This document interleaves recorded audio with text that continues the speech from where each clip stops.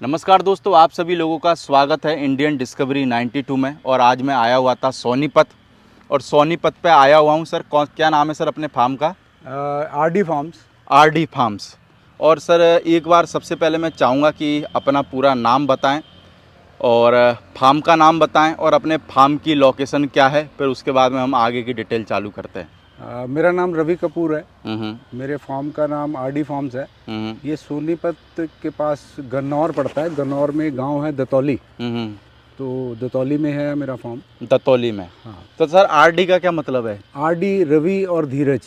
अच्छा, हम दोनों पार्टनर हैं इसमें। ओके। मिस्टर धीरज सहगल और मैं रवि कपूर। तो आपने आर और डी उनका सेट कर दिया हाँ है? जी, हाँ जी, हाँ जी। बिल्कुल।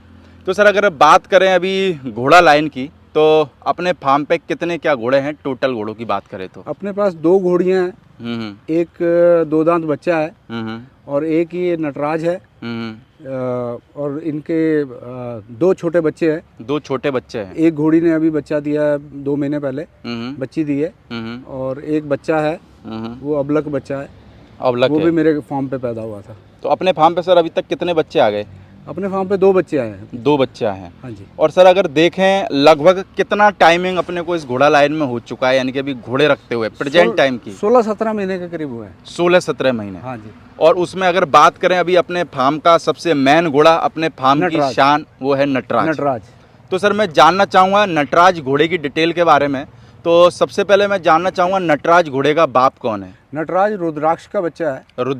रुद्राक्ष जो है वो राजनगीना का बच्चा है। राजनगीना जो केलवा में है, जो खेमपुर में भी रुद्राक्ष जो खेमपुर में है, ये उसका बच्चा है। ओके। हाँ जी। और अगर इसकी सर माँ की बात करें तो माँ कहाँ पे है और इसकी माँ किस लाइन की है? माँ भी खेमपुर में ही है। नागमणि उसका नाम है। नागमणि। हाँ, राजहंस की बेटी है वो। राजहंस की बेटी है। हाँ जी। तो सर माँ कितनी हाइट में होगी इसकी लगभग? मेरे को एग्जैक्टली तो नहीं पता, पर 62 प्लस तो है ही है। 62 प्लस है। हाँ जी। और सर नटराज की अगर उम्र की बात करें तो नटराज उम्र में कितना है? नटराज अभी 5 मार्च को पूरा 2 साल का होगा। अभी 22 महीने का है। 22 महीने का है। हाँ जी। और नटराज की हाइट क्या है सर? हाइट मैंने एग्जैक्ट तो नापी नहीं, 62 प्लस तो है अभी। 62 प्लस है। हाँ जी। तो सर नटराज घोड़ा कहाँ से लिया था? ये अपने घर की ही होम ब्रीड है? नहीं, ये खेमपुर से लिया था। खेमपुर से जहाँ लिया पे रुद्राक्ष है। था। शांतनु जी से लिया था। शांतनु और हेमंत बना खेमपुर में, उनसे लिया था। कितना टाइम हो गया सर अपने फार्म पे नटराज को आए हुए? ये 11 महीने का था जब मैं लाया था। 11 तो महीने समझे का। कि 11 महीने करीब हो चुके हैं इसको। ओके। तो सर अगर बात करें नटराज आप लेके आए तो कैसे सिलसिला चालू हुआ, कैसे इस घोड़ा लाइन में आए? कुछ अपने बारे में डिटेल बताएं। एक्चुअली मेरे को बचपन से ही बहुत शौक था एनिमल्स का। तो घोड़े का भी मेरे को बहुत शौक था। मैं जहाँ भी कहीं हिल स्टेशन पे जाना, कहीं जाना, तो हमेशा कोशिश होती थी कि राइडिंग ज़रूर करूँ घोड़े के ऊपर। तो इसलिए घोड़े के साथ एक अटैचमेंट थी। तो अभी जब कोरोना हुआ तो कोरोना में मैंने अपनी वाइफ को बोला कि भाई अगर मैंने इस जन्म में घोड़ा नहीं रखा तो कोरोना में अगर चला गया तो दोबारा आना पड़ेगा घोड़ा रखने के लिए। तो मेरी वाइफ ने बोला कि आप ऐसा क्यों सोच रहे हो, आप अभी रख लो। तो वहाँ से फिर मैंने घोड़ा का स्टार्ट किया। पहली घोड़ी मैं दिनेश जैन जी से लाया था, अबलक घोड़ी। फिर उसके बाद एक मैंने मक्खन की बेटी ली लुधियाना से। फिर मैंने एक बच्चा लिया सुप्रभात का। तो फिर मैंने नटराज लिया। नटराज मैंने बड़ी उनकी मिन्नतें करी, उनकी बहुत खुशामद करी, तब मेरे को नटराज मिला। तो सर नटराज लेने के बाद में कैसा रहा? जो आपने मन्नतें करी वो मन्नतों पे खरा उतरा कि नहीं उतरा नटराज? बिल्कुल। ये मेरा बच्चा बहुत खरा उतरा और इसने मेरे को बहुत खुश किया। मैं आज इतना इसके साथ अटैच्ड हूँ सिर्फ इसी वजह से कि इसका टेम्परामेंट बहुत अच्छा है, इसका नेचर बहुत अच्छा है। और बाकी ब्रीड तो आप देख ही रहे हैं। बाकी सर आप इसको शायद मुक्तसर में भी लेके गए थे? हाँ जी, मुक्तसर लेके गया था। मुक्तसर में इसने टॉप 7 में आया ये। टॉप 7 में? हाँ जी। 5th पोजीशन आई थी इसकी और लोगों ने बहुत पसंद किया। बस अभी मैं नया था, बच्चा भी नया था, हम लोग पहली बार ही रिंग में गए थे, तो थोड़ा मतलब हमें इतना एक्सपीरियंस भी नहीं था। बाकी बच्चे ने बहुत अच्छी परफॉर्मेंस दी वहाँ तो सर रिंग में जब सारे लोग घोड़े पकड़ के खड़े होंगे, कुछ सीखने के लिए मिला कि नहीं मिला? बहुत कुछ मिला सीखने को। क्या मिला, कुछ बताना चाहोगे? सीखने को ये मिला कि घोड़े के साथ आपको आपकी एक बॉन्डिंग होनी चाहिए, जिससे कि घोड़ा आपके इशारे पे कैसे वहाँ खड़ा हो रहा है, कैसे परफॉर्म कर रहा है, तो वो सारी चीज़ें सीखने को मिली। और मेरे को लगता है कि पहली बार में आप रिंग पहली बार ही गए ना? पहली बार रिंग में गया और पहली बार में 5वें नंबर पे बच्चा आया, मेरे को लगता है कि बहुत बड़ी बात है। बहुत बड़ी बात है। बहुत सारे नए लोग, बहुत बड़ी बात है। बहुत सारे लोग नए लोग घोड़े रख रहे हैं, वो भी कोशिश बराबर करते हैं और देखो मेहनत भी बराबर कर रहे हैं। हाँ जी, ठीक है, पर कभी कभार वो लिस्ट में आ नहीं पाते। हाँ जी, हाँ जी, है ना? और पहली बार में अगर मेरे को लगता है 5वें पोजीशन पे आई, नहीं हम तो अब आपका एक वो जोश बनेगा कि भाई अब मेहनत करेंगे तो आगे आगे और भी पोजीशन चेंज करेगा। हम तो गॉड के बहुत थैंकफुल हैं कि हमें पोजीशन मिली और बहुत हम खुश हुए, तो अच्छा रहा। बाकी आगे आगे जैसे हम इसमें लाइन में जाएंगे और एक्सपीरियंस होगा, बच्चा भी जाता रहेगा, तो डेफिनेटली हम अदंत में लगाया होगा। अभी तो 22 महीने का हुआ है। पर अगर देखा जाए तो बच्चे का जो एटीट्यूड है खड़े होने का, हाँ जी, वो बहुत जबरदस्त है। हाँ जी, हाँ जी, यानी कि ऐसे बोल सकते हैं कि डिसिप्लिन है घोड़े हाँ जी, में। हाँ जी, इसकी नेक प्रोफाइल इसकी बहुत अच्छी है ना? वो आपने देखी। बाकी सर आप घोड़े के बारे में पर्सनली क्या बताना चाहोगे? जैसे मान के चलो ये मेरे पास में मोबाइल है, आईफोन है, मैं इसकी तारीफ कर सकता हूँ क्योंकि मेरे पास में, आपके पास में घोड़ा है। हाँ। तो क्या बताना चाहोगे? आपको क्या अच्छा लगता है इस घोड़े में? लोगों को क्या अच्छा लगता है वो नहीं, आपको क्या अच्छा लगता है विशेष तौर से? मेरे को इस घोड़े में इसका ओवरऑल एटीट्यूड बहुत अच्छा लगता है, इसका टेम्परामेंट बहुत अच्छा लगता है, इसका बिहेवियर बहुत ही बढ़िया है। जबकि इस उम्र के बच्चे में सुना है बच्चे हरकत ज़्यादा करते हैं, ज़्यादा थोड़ा तरीका भी नहीं मालूम रहता। नहीं मालूम होता। इस मामले में डिसिप्लिन्ड बहुत है। ओके। तो वो पेडिग्री का फ़र्क है, क्योंकि अच्छी पेडिग्री से है, पीछे इसकी लाइनेज बहुत अच्छी है, ब्लड लाइन बहुत अच्छी है, तो उस वजह से घोड़े में उसकी नेचर में वो चीज़ें सारी आई हैं, तो वो बहुत अच्छी लगती है। तो सर घोड़े का सुबह से शाम तक क्या शेड्यूल रहता है? सुबह मॉर्निंग में जैसे सबसे पहले तो इसको हम दाना देते हैं, फिर इसके बाद हम थोड़ा सा इसको वॉक कराते हैं, थोड़ी लंजिंग वंजिंग देते हैं, कभी एक्सरसाइज देनी होती है तो मॉर्निंग में देते हैं, तो उसके बाद इसको चारा डालते हैं। फिर इस तरह से दिन में 4 बार हम इसको फीड करते हैं दाना, तो यही रहता है। तो सर आप तो दिल्ली में रहते हैं, हम यहाँ पे है, हाँ जी, तो कैसे मैनेज करते हैं? अपना काम भी मैनेज करना होता होगा और घोड़ों को भी मैनेज करना होता होगा। हाँ, क्योंकि अगर आदमी पास के पास में रहता है तो मेरे को लगता है कि मैनेज करना थोड़ा सा इजी हो जाता है। तो कैसे 1-1.5 घंटे का सफ़र कैसे मैनेज करते हो? एक्चुअली प्रदीप जी, जब मैंने स्टार्ट किया था तो मैंने दिल्ली में ही इसका फार्म रखा था, तो वो जगह बहुत छोटी थी मेरे पास। तो अभी फिर मैंने प्लान किया कि यार इतनी छोटी जगह में घोड़े को रखना, घोड़े को अगर एक्सरसाइज नहीं दे सकते आप तो मतलब उसके लिए उसके साथ जस्टिस नहीं होगा। बिल्कुल। तो इसलिए फिर भगवान ने हमें बड़ी जगह दिलवाई, तो हमने बड़ी जगह ली अभी यहाँ पे। बिल्कुल। तो यहाँ पे फिर हम इसको लेके आए। अब ये है कि 1.5 घंटे का मेरा रन है, तो मेरी फैक्ट्री में ऑटोमोबाइल पार्ट्स बनाता हूँ, तो फैक्ट्री भी विजिट करता हूँ मॉर्निंग में। जैसे सुबह फैक्ट्री चले गए। इन पेशे से क्या हो सर? इंजीनियर? हाँ, इंजीनियर हूँ मैं, क्योंकि ऑटो पार्ट्स बनाते तो मेरे को लगता है कहीं ना कहीं इंजीनियर हूँ। और फिर ऑटोमोबाइल पार्ट्स बना रहा हूँ 30-32 साल से। तो बवाना में मेरी फैक्ट्री है दिल्ली में। तो ये होता है कि मॉर्निंग में जैसे घर से निकलता हूँ तो फैक्ट्री आ जाता हूँ, तो लंच फैक्ट्री से करके मैं फार्म आ जाता हूँ। यानी आते डेली हो? नहीं, डेली नहीं आता हूँ, कभी कभार थोड़ा मिस हो जाता है। जब जरूरत होती है तो मैं डेली भी आता हूँ। बिल्कुल, डेली भी आता हूँ। बाकी फोन पे देखते रहते होंगे? हाँ, मेरे यहाँ सीसीटीवी कैमरास लगे हुए हैं, तो फोन पे बराबर देखते हो? मेरे लैपटॉप पे फैक्ट्री में भी मेरा फार्म ही ऑन रहता है, तो सारा दिन देखता। तो सर घोड़ा लाइन में आए पहले तो आप यानी कि सोचते होगे घोड़े के बारे में, आने के बाद में इस घोड़ा लाइन में क्या फील कर रहे हो? और आपके जैसे बहुत सारे भाई लोग इस घोड़ा लाइन में आने की सोच रहे हैं, योजना बना रहे हैं, आप उन लोगों को अपनी तरफ से क्या एक सलाह देना चाहोगे जो आपने फील करी हो ये 16 महीने में या 2 साल के अंदर? नहीं, घोड़े का शौक एक बहुत अच्छा शौक है, और एक आप अगर किसी भी एनिमल के साथ अटैच होते हो तो उसकी जो वाइब्स आपको मिलती हैं, जो घोड़े से आपको फीलिंग होती है वफादारी की, तो वो एक बहुत बढ़िया एहसास है।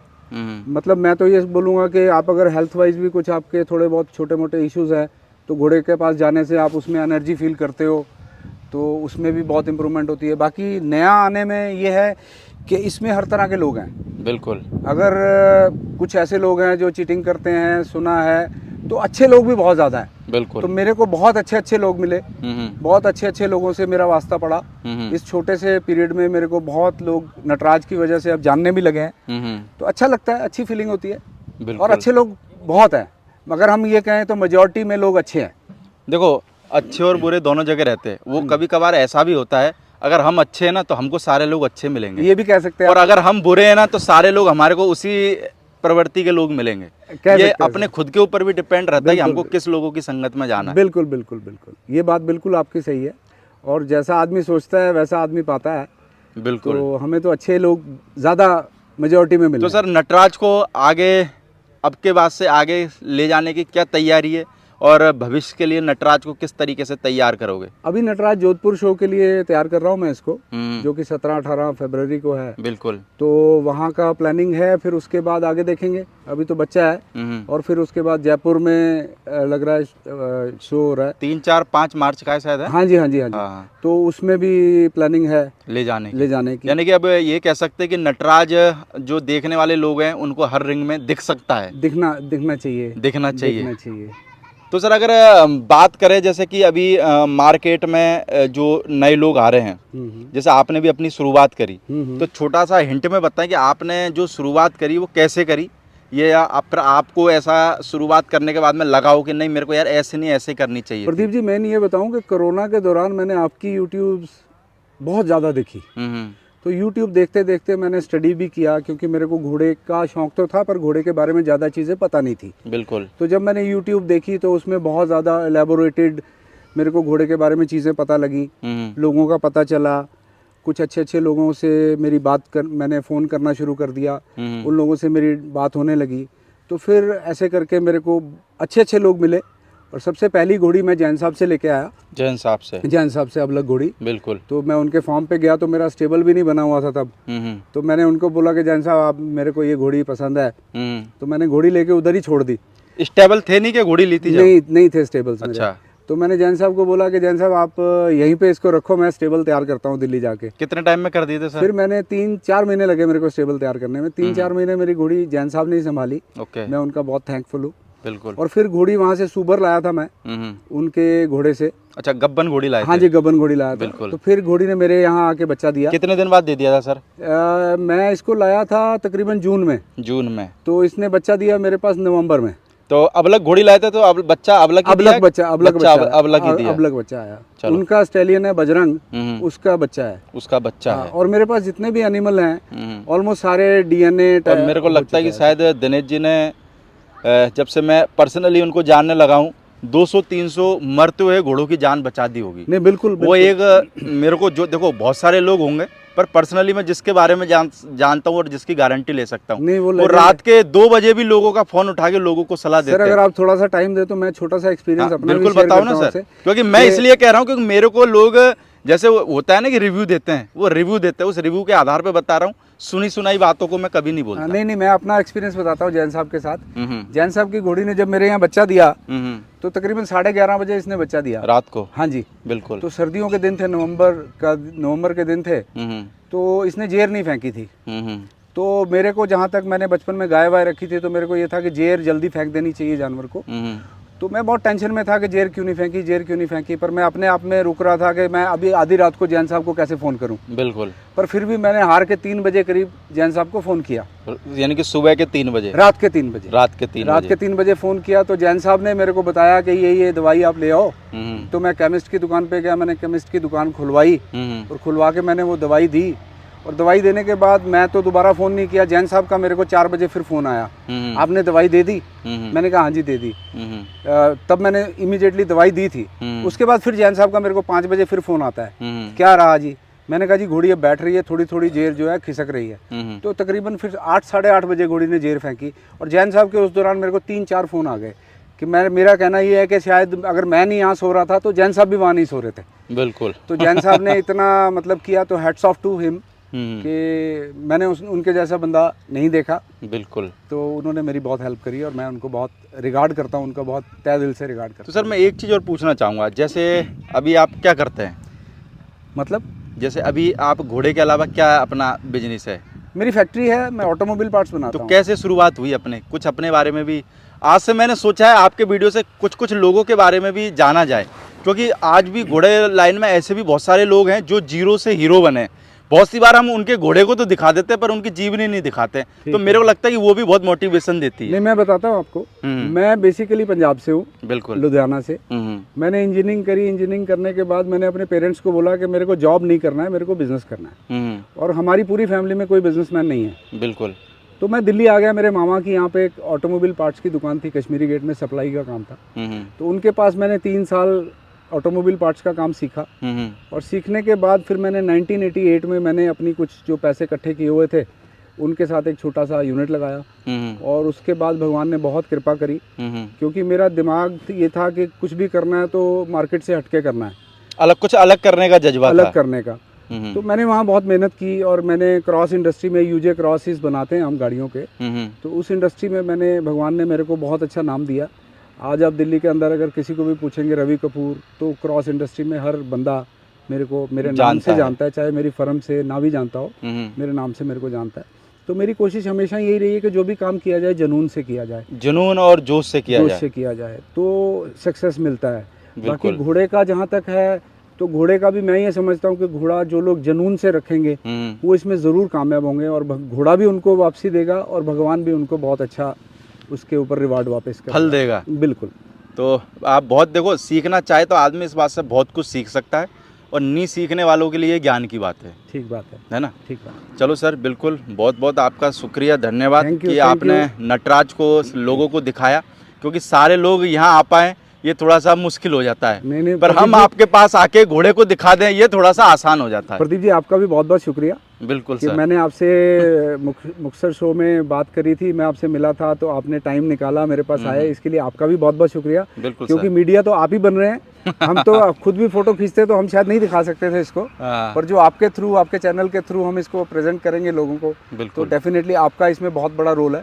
आपका बहुत बहुत शुक्रिया। Okay sir, thank you sir. Thank you. बाकी मैं जो सर का नंबर है वो टाइटल में दे के रखूँगा, तो किसी भी भाई को किसी भी प्रकार की अगर जानकारी चाहिए हो, सर से कांटेक्ट करना हो, तो आप सर से कांटेक्ट कर सकते हैं। Okay, thank you sir. Thank you ji.